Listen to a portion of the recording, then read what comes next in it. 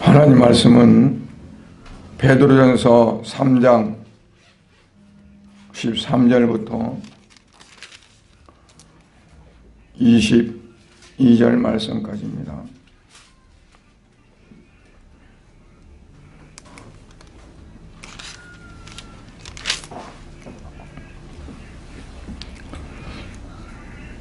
베드로전서 3장 13절부터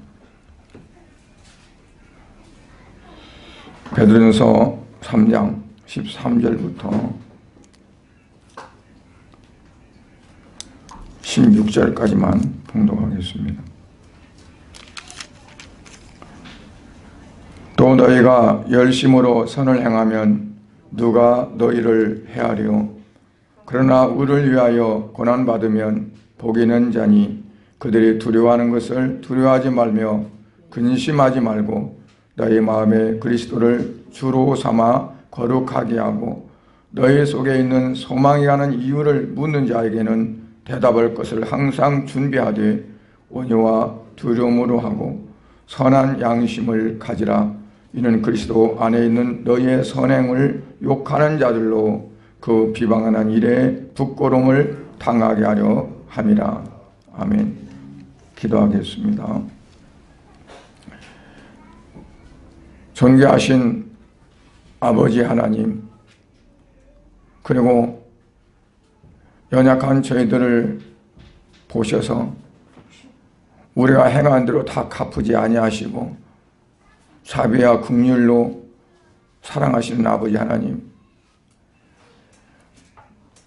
우리의 모든 죄악을 다 없애주시고자 하나밖에 안 계신 독생자를 이 세상에 보내셔서 십자가에 못 박혀 죽게 하심으로 우리의 모든 죄를 다 속량하시고 우리를 의롭다 하시고 하나님의 백성으로 하나님의 자녀로 삼아주심을 생각할 때 무한 감사를 드립니다. 예수님께서 무덤에 계시다가 사흘 만에 부활하신 부활주일을 맞아서 이 시간 사랑하는 성도들이 아버지 앞에 나와 부활을 기리며 예배 가시니 감사합니다.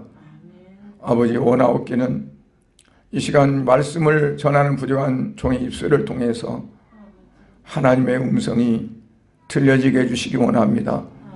하나님의 메시지가 사역한 성도들에게 있어지기 원합니다.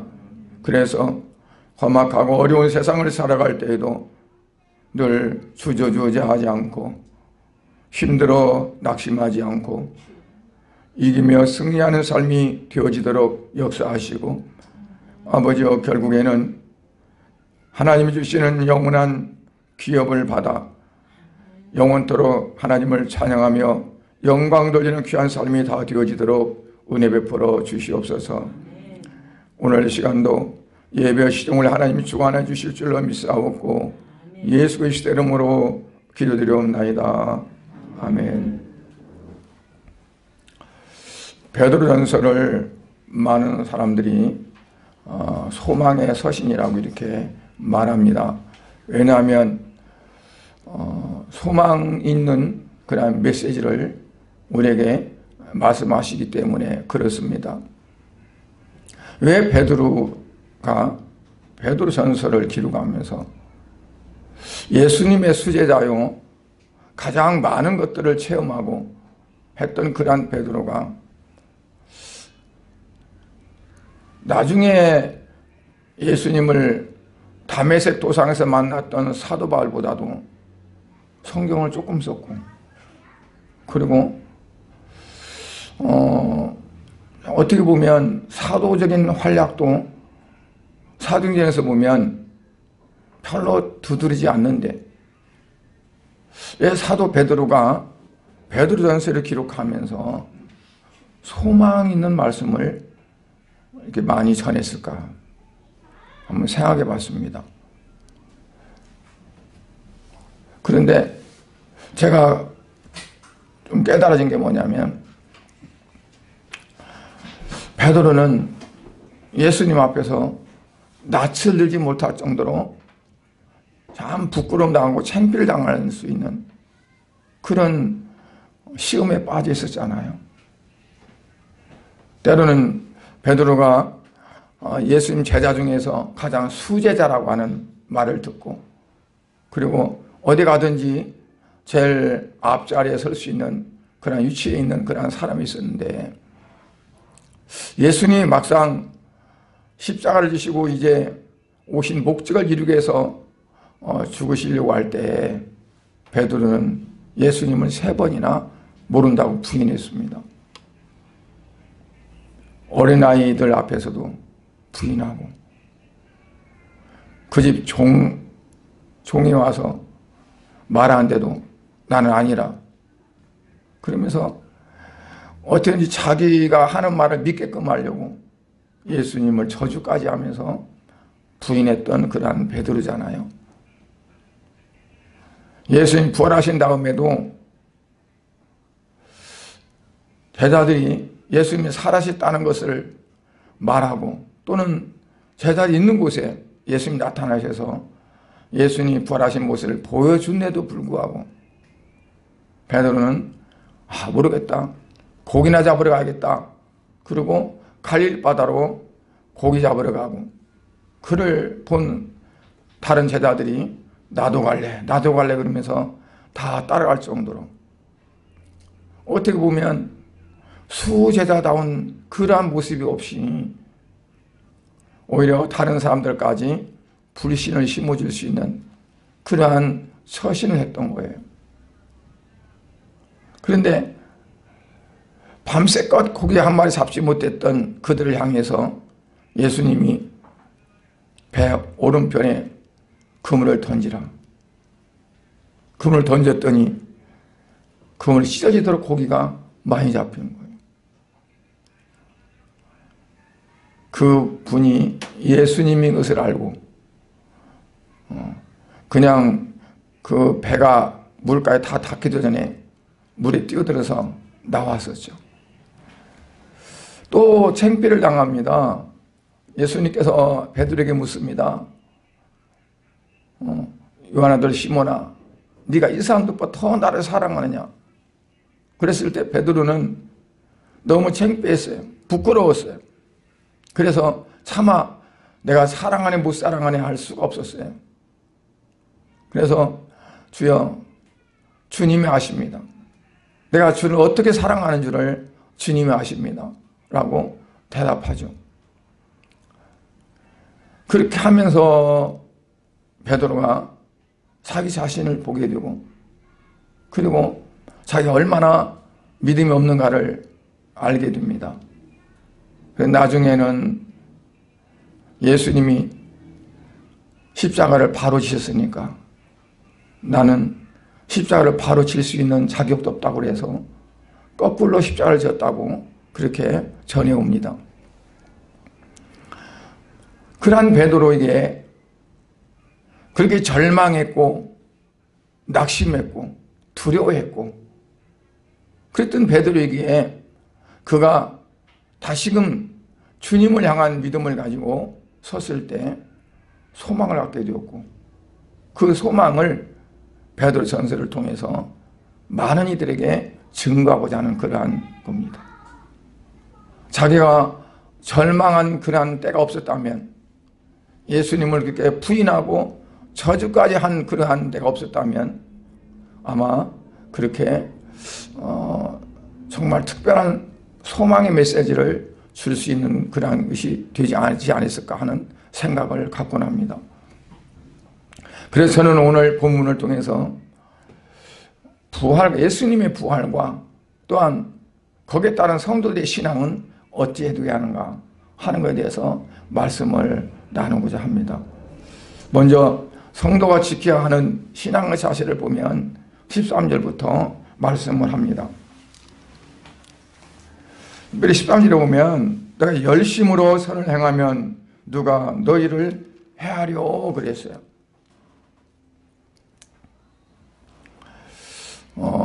창세기 4장에서는 하나님께서 가인에게 네가 선을 행하면 어찌 낯을 들지 못하리요 그랬거든요. 선을 행하면 어찌 낯을 들지 못하리요. 그 말은 선을 행하지 않았다는 거죠. 그래서 그 낯을 하나님께 향해 들지 못하고 그러다 보니까 자인이 얼굴을 우르부락 불거락 하면서 그냥 성질나서 화나서 못 견디고 참지 못하는. 그런데 14절에 보면 그러나 의를 위하여 고난을 받으면 복이 있는 자니 그들이 두려워하는 것을 두려워하지 말고 근심하지 말라 그래요. 두려워하지 말고 근심하지 말라. 이 근심하지 말라는 말은 원래 그 원어는 타라소입니다.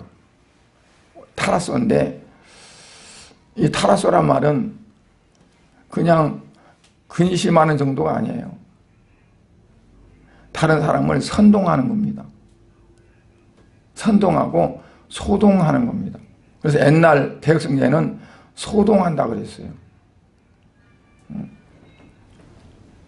소동하지 말며 그랬어요. 소동치지 말라. 근데 이걸 이제 근심하지 말라라고 이제 번역을 해놨는데, 근심하지 말라 말은 자기 혼자 하는 거죠. 그러나 원래 타라소란 말은 자기가 거기에 불신하면서 자기 혼자 하는 것이 아니라 다른 사람을 끌어들이는 겁니다. 왜 베드로가 그랬잖아요. 나 고기 잡으러 갈래. 다른 사람을, 자기가 한 건데 자기 혼자 한 게 아니라 다른 사람은 선동한 게 돼요. 자기가 체험한 거예요. 그러니까 우리가 부정적인 말을 하거나 아닌데 하는 말을 하면은 나 혼자 하는 걸로 끝나는 게 아니라 다른 사람들을 요동칩니다. 흔듭니다. 그 타라소란 말은 흔들다, 막 흔든다는 뜻이 있어요. 가만히 있는 거를 흔드는 거예요. 그러니까 다른 사람들의 마음이 잠잠한데 요동치게 만드는 거예요. 타라소예요.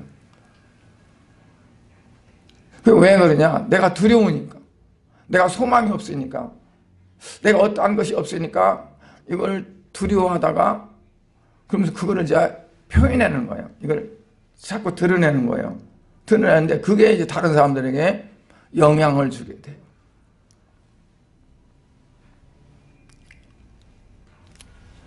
그래서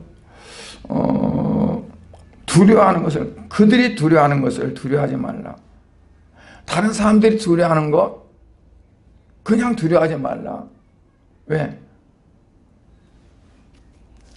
하나님께서 함께 하시니까. 하나님께서 같이 하시니까. 그러니까 그냥 뭘 잘 알아보지도 않고 막 마음이 어떻게 한대, 어찌 큰일 났네 하면서 막 그런 경우 있잖아요. 그게 이제 잘못된 거라는 거죠. 그래서 우리가 지켜야 하는 신앙 자세에서 우리 살펴보면 15절에 보면 거룩하게 하라 그랬어요. 거룩하라. 너희 마음에 그리스도를 주로 삼아 거룩하라. 왜 마음이 두려울까요?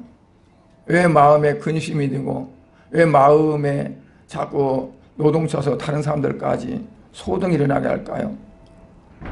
그리스도가 나에게 주가 아니니까. 내 안에 예수 그리스도를 주인으로 모시지 못하니까. 그 주님이 계신데 배를 타고 가던 제자들이 예수님은 배 밑에서 주무시니까 그냥 자기들이 이제 배를 이렇게 저어가는데 갑자기 폭풍이 부는 거예요. 파도가 치는 거죠. 두려워요. 그래서 뭐 어떻게 할 줄을 몰라 하다가 나중에 예수님을 깨우는 거예요. 주님, 우리가 죽게 생겼습니다. 우리를 구해 주시옵소서. 예수님 뭐라고 하냐면 그래? 내가 있잖아. 그런 것이 아니라 왜 두려워하느냐? 왜 두려워하느냐? 의심하느냐? 믿음이 적은 자들아. 왜냐하면 내가 있는데, 내가 이 배 안에 있는데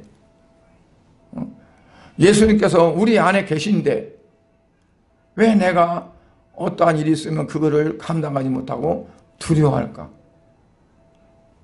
그걸 두려워하면 결국 근심 속에 빠지게 되죠. 근심에 빠진 걸로 그냥 끝나는 게 아니라 다른 사람까지 불안하게 만들고 다른 사람까지 요동치게 만드는 거잖아요. 근데 그 다음에 보면 거룩하게 하고 그랬어요. 거룩하다 말은 헬라어로 하기아조인데, 하기오스가 거룩하고 하기아조인데 뭐냐면 어떤 그러한 뜻이 이 안에 포함되어 있냐면 변하지 말고 그 말이에요. 변하지 말고 항상 유지하라 그거를. 하나님은 미쁘시다고 했는데 뭐라 항상 미쁘시다 그랬어요. 항상.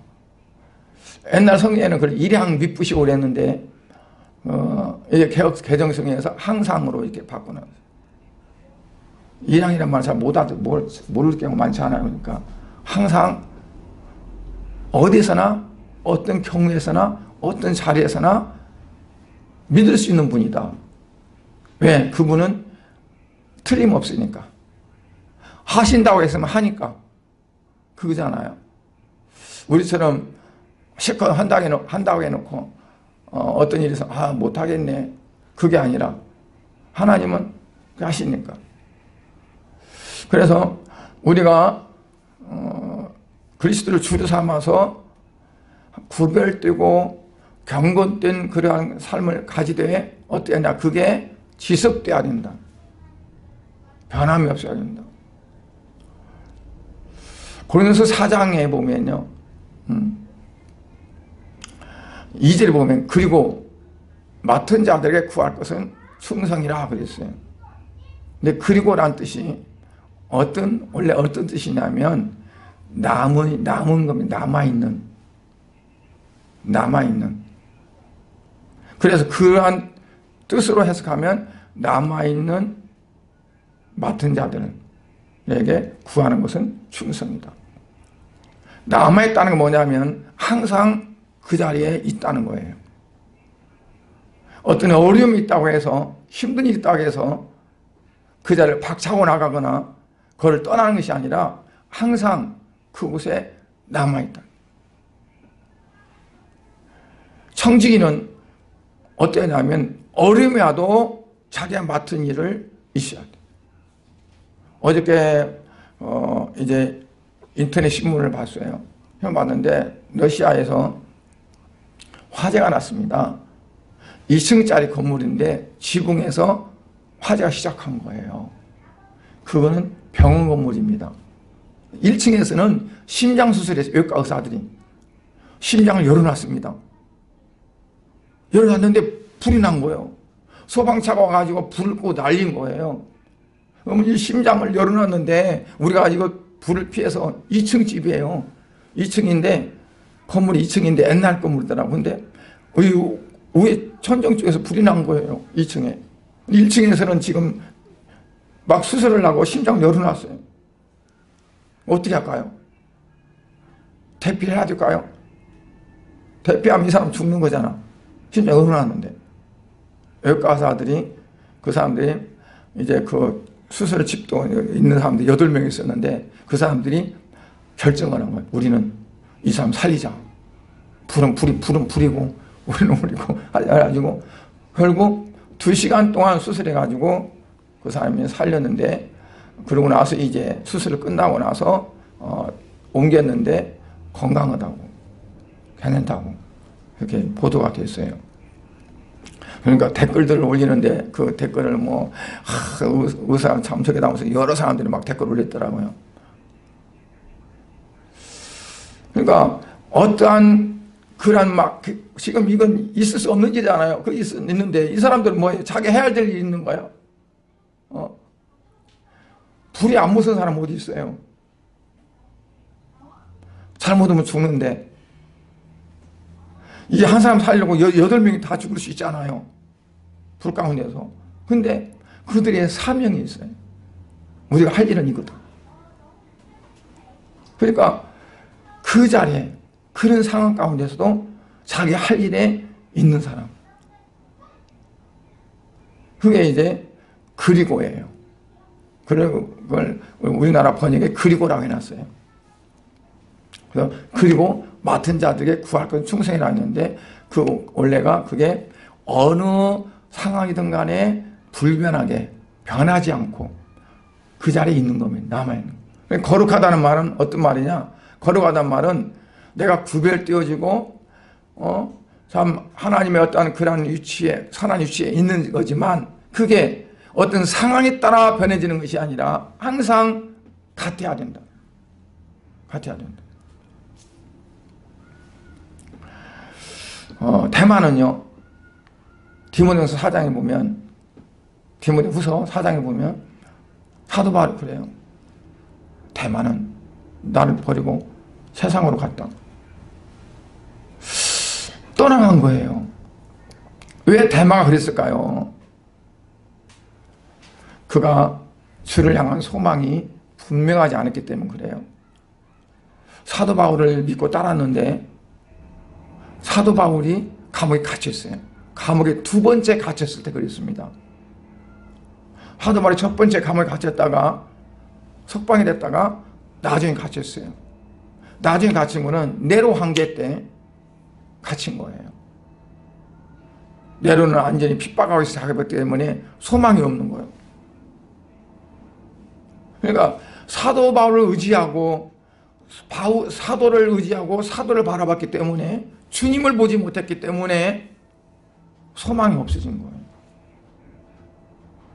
이 사도 바울을 따랐지만 그 사도 바울이 바라보는 주님을 나도 바라보고 그 주님을 향한 것이 되었다면 사도 바울이 감옥에 갔을지라도 자기가 갈 수 있는 가는 길은 가는 거죠. 그런데 목표가 사람에게 있었던 거예요. 사도 바울이 어떻게 잘 되어지면 나도 괜찮겠다. 그런데 그 사람이 내가 따라갔던 사람이 감옥에 갇혀버렸네. 첫 번에 감옥에서 이제 술수해가지고 석방이 됐어요. 괜찮다 그랬는데 두 번째 감옥에 갇힌 거 보니까 영 이제 소망이 없는 가망이 없는 거예요. 그러니까 모르겠다 그러고 떠나는 거죠. 성도는 소망에 관해서 어때요? 핍박이 오고 무슨 어떤 위험이 몰려온다 할지라도 목숨을 내놓고 항상 말할 수 있도록 예비하라라고 말씀해요. 사도행전 5장 41절에 보면 사도들은 그 이름을 위하여 능욕받는 일에 합당적으로 여기심을 기뻐하면서 공의 앞을 떠나니라고 그랬어요. 이 사도들을 유대인들이 잡았어요. 잡아가지고 막 하다가 나중에는 그러면 뭐 어쩔 수 없지. 근데 예수 얘기하지 마. 복음 전하지 마.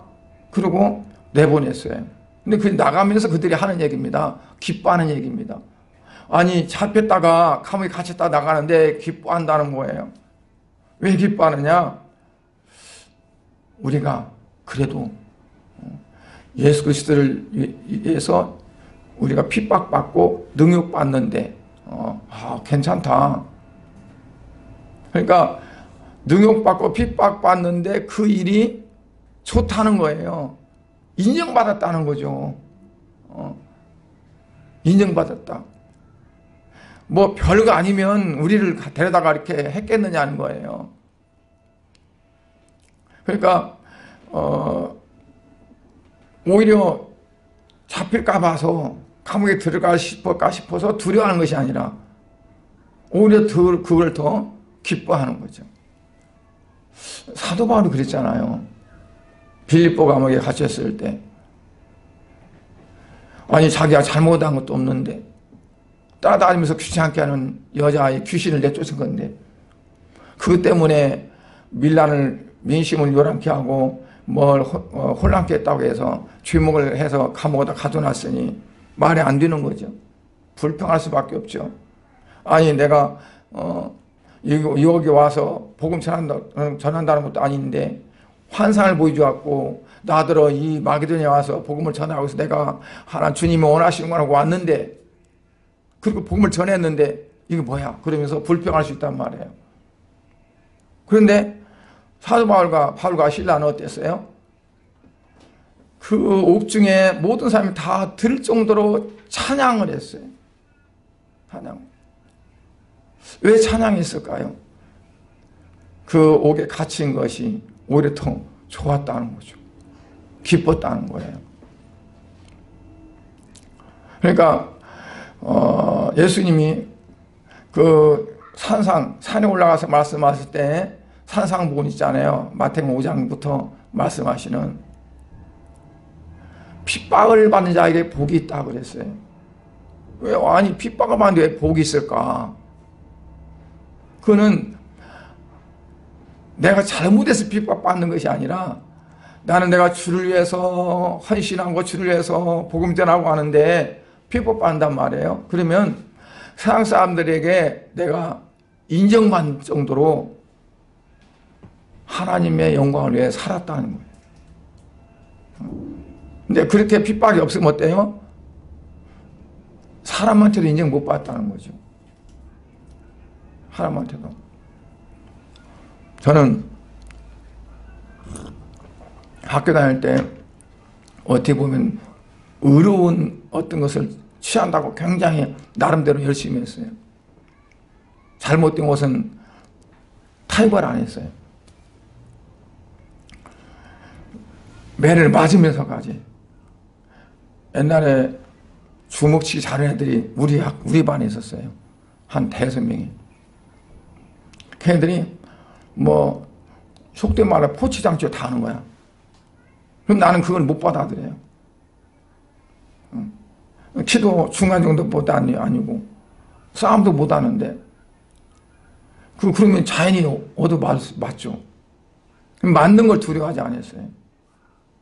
그리고 그한테 대항을 해. 그러면 뭘 돈을 걷는 것도 언제까지 갖고 라. 안 가지고 가죠. 명하자서 나 못 내. 하면서 그런 거. 그러면 때리는 거예요. 때리면 맞아요. 점심시간 전에 체육시간이면 그놈들은 체육시간도 참석 안 해도 선생님들 뭐라고 안 해. 나는 주번일 때는 남아서 이제 교실을 지켜야 하잖아요. 그러면 이제 그들이 도시락을 다 까먹는 거야, 애들 거. 도시락 뒤로 탁 엎어놓고 그 속에서 파먹어. 그리고 딱 옳게 넣어두면 멀쩡한 것 같은데 수제 한 숟갈 떠면 푹 들어가는 거지. 그걸 이제 나는 죽어라 못 먹게 하는 거예요.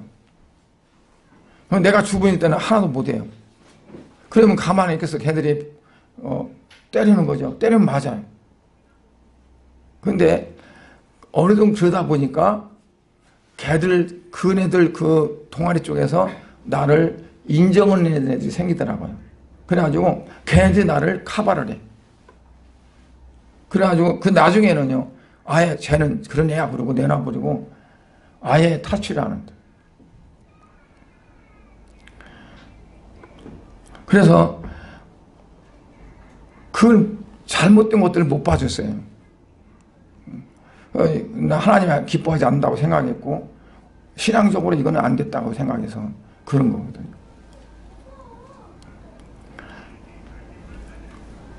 그러니까 사도들이 복음 전하면서 그걸 자기의 사명으로 알고 주님께 내가 붙들려서 주님께 한다라고 생각했기 때문에 사람들의 눈치를 안 봤어요.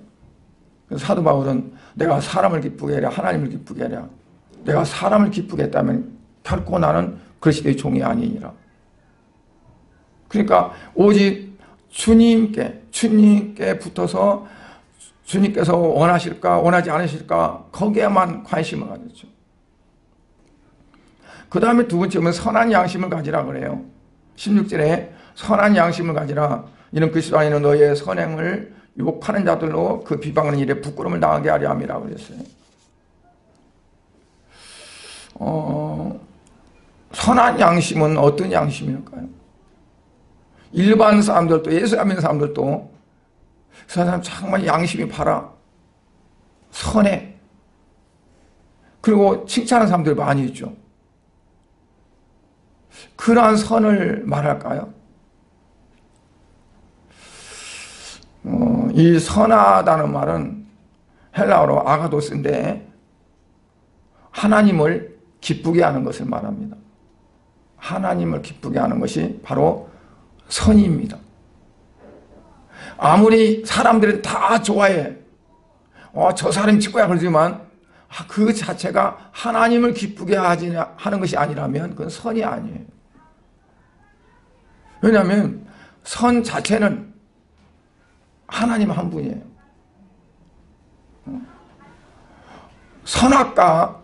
선악과는 누구 거냐? 오직 하나님 거 있었어요. 하나님 거. 그래서 선과 악을 결정짓는 분은 오직 하나님 한 분이에요. 근데 선악과를 먹고 나서 사람들 스스로가 이건 선이고 이건 악이고 그걸 규정짓는 거예요. 그래서 하나님 위치에 사람들이 올라가요. 판단하고 정죄하고 비판하고 하면서 근데 그게 나중에 어떻게 되냐? 내가 선의 기준이 돼요. 내가 선의 기준이 되고 악의 기준이 돼요. 내 마음에 안 들면 악이야. 나에게 이롭지 않게 하면 악이고 날 이롭게 하면 선이고 내게 그래서 자기 자체가 기준이 돼요. 그럼 어떻냐? 내가 하나님이 되는 거예요. 다르게 해서 하나님이 되는 것이 아니라 선악의 기준을 나에게 두면 내가 바로 하나님의 자리에 앉는 거예요. 그래서 선한 양심을 가지라. 선한 마음입니다. 깨끗한 마음, 양심은. 그거는 어떻게 하면 하나님을 기쁘게 할까? 어떻게 하면 하나님을 영화롭게 할까? 하는 그게 초점이 맞춰져야 되지. 거기서 벗어나면 어떠냐면 그거는 하나님을 향한 선이 아닙니다. 결국 자기를 위한 거지. 나를 위한 거죠. 그래서 자기의 성을 쌓는 겁니다. 옛날에 어떤 그 TV에 드라마 보면 에덴의 동쪽이라고 있었어요. 에덴의 동쪽. 성경에 보면 에덴의 동쪽으로 누가 가냐면 가인이 갔어요.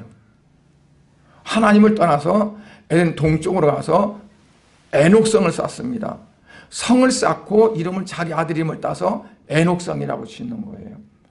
왜냐하면 하나님부터 떠났으니까 이제는 누가 나를 지키랴? 오직 내가 지키랴.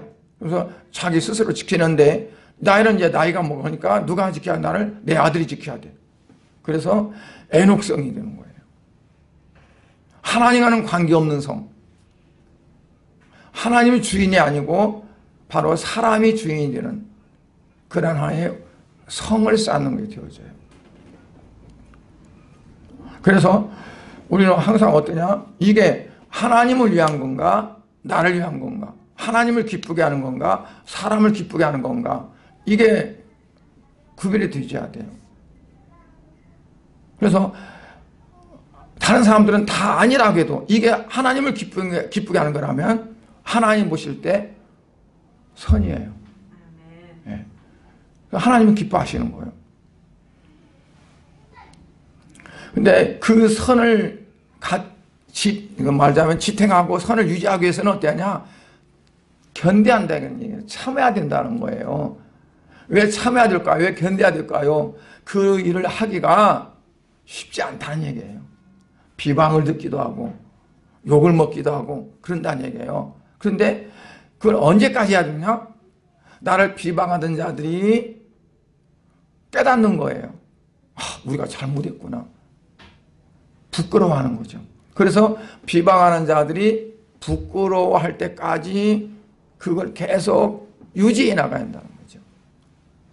그래서 신앙은 뭐냐면 유지입니다. 계속 더 앞으로 나갈지언정 그 상태에서 떨어지지 않는 거예요. 그게 신앙의 본질이 돼야 됩니다. 옛날에는 이랬었는데 지금은 뚝 떨어졌어. 그래서 한참 내가 잘 나갈 때는 이랬는데 그러면 그거는 잘못된 거예요. 점점 진보되어서 이렇게 올라갈지언정 성장하니까, 그래서 성장이 될지언정 더 후퇴하면 안 되는 거죠. 어린아이를 이제 낳아서 기르는데 얘가 지능이 더 점점 좋아지지 않은데, 점점 체력이 더 강해져야 되는데, 뭐가 더 나아져야 되는데 그 자리에 머무르다면 어떨까요? 아니 그보다 더 나빠졌다면 어딘가 아파도 심하게 아픈 거죠. 그럼 병이 들었다는 얘기잖아요. 그러니까 우리의 신앙도 마찬가지입니다. 그 다음 두 번째 보면 고난을 통한 구원이 바로 하나님의 뜻입니다. 어떻게 고난을 통한 구원이 하나님의 뜻일까요? 누구나 선을 행함에 있어서 고난을 받을 수 있다는 거예요. 고난을 받을 수 있다. 이제 20절 21절을 보면 전에 노아의 날, 그게 이제 나옵니다. 노아의 방주를 준비하죠. 근데 오래 참고 기다리셨어요. 노아가 120년을 지셨잖아요. 노아를. 그런데 노아가 어떻게 구원받았느냐? 20절에 보니까 물로 말미암아 구원 얻은 자가 몇 명뿐이라. 겨우 8명이라. 그런데 물로 말미암아 죽은 자도 엄청 많은 거죠. 이 물이 살리기도 하고 죽이기도 한 거예요. 그러니까 비가 40일 40자를 내렸어요. 땅에서는 샘이 터졌어요.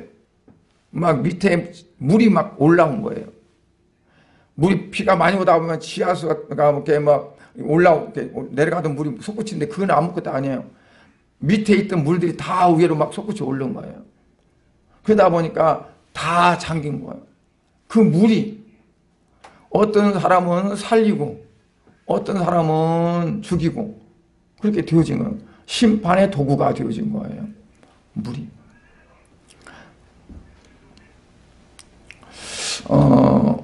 예를 들어서 이제 그 어부들이 그 고기를 잡으러 갔다가 배가 파손됐어요. 풍랑이 너무 심해서. 그랬는데 그 여러 명이 탔는데 그 중에 산 사람도 있고 죽은 사람도 있어요. 죽은 사람의 가족들이 그 바다를 볼 때는 그 바다가 어떻게 보일까요? 무섭게 보이죠. 막 그 검은 물이 막 출렁거리면 그냥 막 입을 벌리고 막 와서 삼키려고 하는 것 같이, 아니면 막 악마가 막 저기는 것 같이 그렇게 보이겠죠. 그런데 구사일생으로는 살았어요, 가족이. 그 살아있는 사람들이 보고 그 가족들이 그 물을 보면 어때요? 그래도 내가 여기 살았어. 그 죽은 사람들의 유족들이 보는 것과 아마 보는 어떤 그러한 그 감도가 다르라고 봐요. 원망스럽게 보는 사람이 있는가 하면 그래도 감사하게 여기는 그런 사람들이 있겠죠. 그래서 이 홍수의 그 물이 심판의 표가 되었다는 거예요. 죽은 자들은 죽음의 표가 됐고 심판의 표가 되었고 노아의 가족에는 생명의 표가 되어진 거죠. 그런데 아무리 방주를 지었어도 120년 동안 방주를 만들었어도요, 비가 오지 않았으면 하나님의 일이 이루어지지 않았어요. 비가 와서 물이 차가지고 그 물로 인해서 방주에 구실을 했고요. 그리고 그 나머지 많은 사람들은 그 물이 심판의 도구로 사용되어진 거죠. 그래서 물은 고난, 그 노아의 홍수 때 물은 하나의 고난을 당한 사람들에게는 고난의 상징이 되고 죽음을 당한 사람들은 죽음의 상징이 되지만 성도에게는 죽지 않고 살았기 때문에 이 물은 잘 우리가 이용하면, 이 물을 우리가 잘 사용하면 살 수 있다는 그런 마음을 갖게 되죠. 그러니까 물을 어떻게 우리가 받아들이느냐. 물속에 빠져버리면 죽는데 물에 뜨면 살 수 있는 거예요. 수영의 가장 기본은 뭐냐면 물에 뜨는 겁니다. 어떻게 하면 물에 뜰까? 아무리 발버둥 쳐도 물이 안 뜨면 필요가 없는 거예요. 가만히 있어도 물에 뜨면은 사는 거예요. 그러니까 물의 그 부력을 잘 이용하는 거죠. 그렇지 않으면 그 물속에 빠져서 죽게 되는 거예요. 그런데 이 물을 하나의 죽음이라고 표현할 수 있지만 여기서는 고난으로 우리가 생각하면서 말씀을 드리려고 그래요. 선한 양심을, 하나님을 향한 어떤 그 마음을 배로 여긴다면, 방주로 여긴다면, 내가 어떤 선한 양심을 가졌어요. 가졌는데 그게 내게 고난이라는 것이 닥치지 않으면 하나님을 향해서 갈 수 있는 그게 안 돼요. 로마 7장에 보면 사도 바울이 선한 양심을 가졌어요. 자기가 하나님 뜻대로 살아보려고 애써요. 그런데 이게 잘 안 돼. 자꾸 육체에서 아니야, 그렇게 하면 안 돼, 이래야 돼 그러면서 끌고 가는데 끌고 가서 보면은 죄 가운데 빠지는 거예요. 그래서 사도 바울이 탄식을 합니다. 오라, 나는 공고한 사람이로다. 누가 이 사망의 몸에서 나를 건져내랴. 그런데 그러다 보니까 뭘 찾게 되냐면, 이거는 육체의 법이 있구나. 네, 하나님의 법, 선한 법이 있는가 하면 육체의 법이 있다. 여기서 어떻게 해야 내가 해방될 수 있고 여기서 어떻게 해야 내가 건진받을 수 있을까? 그걸 깨달은 게 생명의 성령의 법이 나를 죄와 사망의 법에서 해방시킨다는 걸 깨달은 거예요. 그리고 거기서부터 박차고 나가는 거죠. 그러니까 우리에게 신앙에 굴곡이 없으면, 내가 주님을 향해서 이렇게 살아야겠다, 이렇게 하겠다 마음을 먹고 있는데 이게 계속 태클이 와요. 계속 그렇게 못하게 만드는 것들이 자꾸 생겨요. 그러면 이거 하나님 뜻이 아닌가 보다라고 포기할 수 있어요. 그러면 그거는 잘못된 거예요. 이것들이 나로 하여금 어떻게 더 열심히 하라고 하는구나. 물이 높이 차면 찰수록 어때요? 배가 더 높이 올라가요. 배가. 내가 하나님을 향한 그 마음을 갖고 선한 뜻을 가지고 나아가면 그게 하나의 방주처럼 되는 거예요. 그래서 오히려 더 억센 그런 시험과 핍박과 어려움들이 올수록 더 높이 뜨는 거죠. 그래서 높은 산도 넘어갈 수가 있어요. 더 어려운 그런 것들도 지나칠 수가 있는 거죠. 그래서 그런 가운데 노아가 방주를 지어서 방주 안에 있을 때 물이 아무리 비가 많이 와서 물이 차도요, 걱정이 없어요. 그래서 창문은 하나만 내놨어요. 위쪽으로. 볼 필요가 없어요. 비 오는 거 봐봤자 괜히 걱정만 돼. 염려돼. 그리고 쳐다볼 필요 없어요. 하나님의 나를 여기 있으라고 했으니까 그냥 내가 여기 있으면 되는 거예요. 그러니까 세상이 돌아가는 거 보는 거 그거 바라보면서 세상이 이런데 요즘에는 길 가면서 스마트폰 봐요. 이 컴퓨터야. 그래가지고 저 미국 소리나 아니 소련 소리나 어디나 다 알 수 있어요. 그러면서 그거 갖고 걱정하고 근심하고 하는 거예요. 어떻게 할까? 세상이 이런데 내가 여기서 어떻게 살지? 너무 창문이 많아요. 아니 그냥 전체가 다 유리문이야. 요즘 엘리베이터도 유리문 다 달아가지고 올라갈 때 보면 어때요?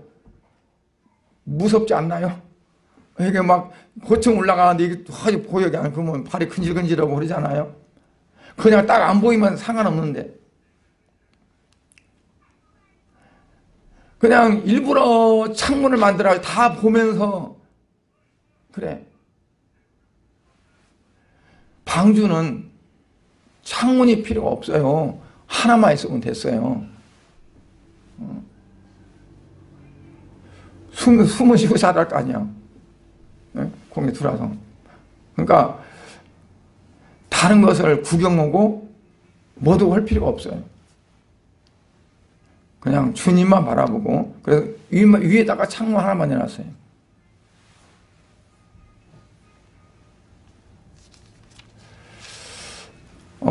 그러면 선한 양심은 어떻게 하냐? 우리가 지어가는 거예요. 방주를 하나님께서 야, 이 산 너머에 가봐라.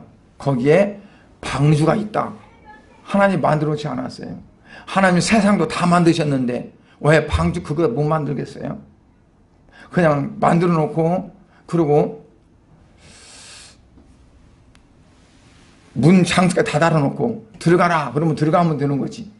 근데 120년 동안 그 나무를 베다가 그 나무를 해서 방주를 짓고 역청을 발라서 물에 안 쓰게 만들고 하나님께서 식양을 다 만들어 어떻게 하라 다 설계대로 주시가지고 그대로 다 만들도록 하시는 거예요.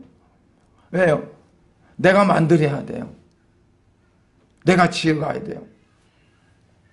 그래서 우리 안에 하나님의 집도 저절로 만들어지는 게 아니에요. 내가 만드는 거예요. 내가 짓는 거예요. 그래서 잘 짓고 잘 짓세 우리 집 잘 짓세 그런 거예요. 누가 짓길래? 내가 지어가니까. 잘못 지면 비가 오고 창수가 나면 그냥 쓸려고 하는 거죠. 그래서 반석 위에 잘 짓세.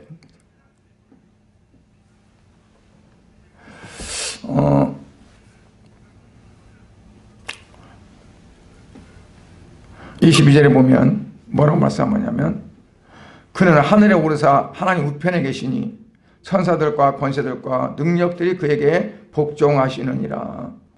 예수 그리스도를 말합니다. 예수 그리스도 부활하심으로 21절에 물은 예수 그리스도의 부활하심을 말미암아 이제 너희를 구원하는 표라. 그 세례라. 고린도서 10장에 보면 이스라엘 백성들이 홍해바다를 건너요. 모세 지도 아래. 사도 바울은 그를 고린도서 10장에 뭐라고 하냐면 저들이 구름 아래에서 그 홍해를 건넜는데 그게 세례를 받은 걸로 표현해요. 세례를. 물은 어떻게 보면 죽음 자체입니다. 노아 홍수 때 물로 다 죽였어요. 그런데 그 물 가운데를 지나왔어요.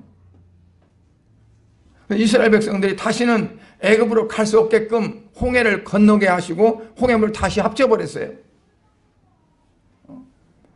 그냥 블레셋 있는 땅으로 가면 10하루길이면 갔다고 그랬어요. 왜 하나님이 그렇게 했을까? 아니 애들이 원망해서 12 정탐부대 원망해서 하나님 어쩔 수 없이 안 됐네 그러고 이렇게 돌렸을까요? 하나님의 계획은 하나님의 작정은 변하지 않습니다. 변하지 않는데 방법은 변동이 있을 수 있어요. 어떻게 있느냐?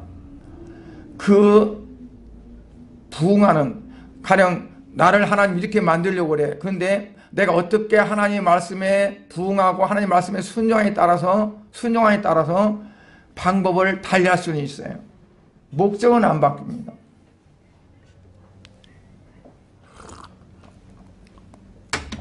왜냐하면 우리를 로봇으로 기계로 만들었으면 그럴 필요가 없어요. 똑같아요. 하나님 우리를 자유의지를 주셔서 만들었기 때문에 내가 어떻게 하나에 따라서 하나님은 쉬운 길로 어려운 길로, 난 코스로 돌려서 가게 할 수 있어요. 내가 하나님 앞에 하나님의 부르심에 진작에 순종하고 따랐다면 내가 그 어려운 고통을 겪지 않고 갈 수 있을 거예요. 그런데 그러지 못했기 때문에 하나님이 원하시는 목적으로는 왔지만 그러나 그 돌고 어려운 고비가 너무 많았어요. 하나님이 이거 안 됐구나, 이거 취소, 이렇게 하는 것이 아니라 하나님이 어떤 것을 하시든 간에 하나님의 원래의 목적과 무엇이 다 있어요. 나를 부르신 목적이 있고 다 있어요. 다 있는데 그 가는 어떤 길에 놓여지는 모든 것들, 이게 없었는데 있을 수도 있고 이게 있었는데 없을 수도 있고 그런 거예요. 그래서 내가 그 길을 가도록 하나님은 하시는 거예요. 내가 어떻게 하나님의 말씀에 전적으로 순응하고 그대로 따라가고 하냐에 따라서 이건 바꿔질 수 있는 거예요. 그래서 우리의 그 선한 양식, 말하자면 내가 하나님 앞에 나아가는데 필요한 그러한 방주, 이것도 내가 지어야 되는 거죠. 내가 만드는 거예요. 어떻게 지어지고 어떻게 만드냐에 따라서 나아가는 길 자체가 달라질 수 있어요. 그 좀 굴곡이 덜한 데를 갈 수도 있고, 아니면 막 달리는데 이게 물퉁하고 막 달리면서 엉덩방아를 찧었다가 또 내렸다 하면서 갈 수도 있고요. 목적지는 변함이 없어요. 그러니까 쉬운 방법을 택할 수 있고 편한 방법을 택할 수 있는 것은 우리에게 달려있는 거예요. 내가 어떻게 하나님 뜻을 따라서 잘 순응하느냐. 그래서 우리의 마음속에 항상 하나님 주시는 기쁨을 뺏기지 않고 우리가 감사하면서 나아가는 삶이 되어져야 됩니다.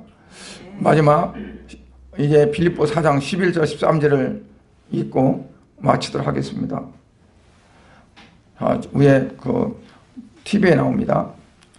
읽겠습니다. 같이 읽겠습니다. 시작. 내가 궁핍 밤으로 말하는 것이 아니니라.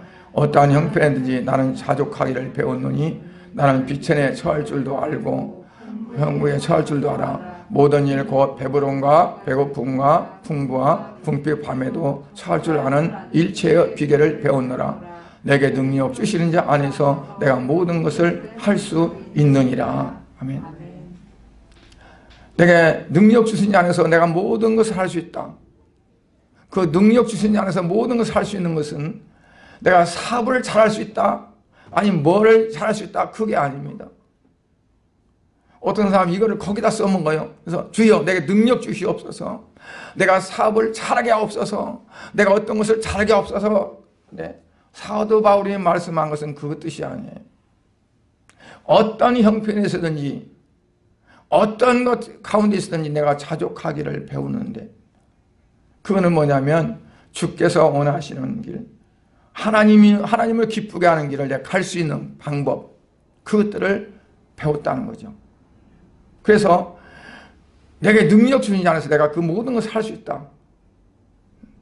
내게 능력 주실 때 무엇을 할 수 있다? 주님을 기쁘게 하고 주님을 영화롭게 하고 하나님을 영화롭게 하고 하는 그 부분, 주님과 하나님과의 나의 관계 속에서 가는 것, 그걸 할 수 있다는 거지. 세상을 향해서 나아가는데 필요한 것들, 그런 것들이 아닙니다. 그러니까 우리가 하나님 앞에 기도하는 것도 하나님과 관계됨에서 벗어나면 내가 잘못 구하는 거예요. 내가 어떻게 해야 하나님을 기쁘게 하고 하나님을 영화롭게 하는 삶을 살까 하는 거기에 초점이 맞춰서 기도가 돼야 하나님 그 기도를 들어주시지, 잘못 구하는 기도는 들어주지 않는다고 그랬어요. 잘못 구하는 것은 무엇을 먹을까, 무엇을 마실까, 무엇을 입을까, 다 세상 사람들이 구하는 것, 그걸 놓고 구할 때 하나님께서는 그것과는 상관이 없는 거예요. 서로 우리가 그걸 놓고 구한다 할지라도 그거 뭐 때문에 그러느냐, 결국은 주의 영광을 위해서, 하나님의 영광을 위해서 목적을 거다 두고 이건 하나님 방법으로, 수단으로 기도할 때 그게 하나님을 응답하시는 거지, 이게 목적이 되면 안 된다는 거죠. 오늘 우리가 물질이 필요하고 모든 것들이 필요합니다. 왜? 주의 일을 하기 위해서, 하나님의 영광을 돌리기 위해서 필요합니다.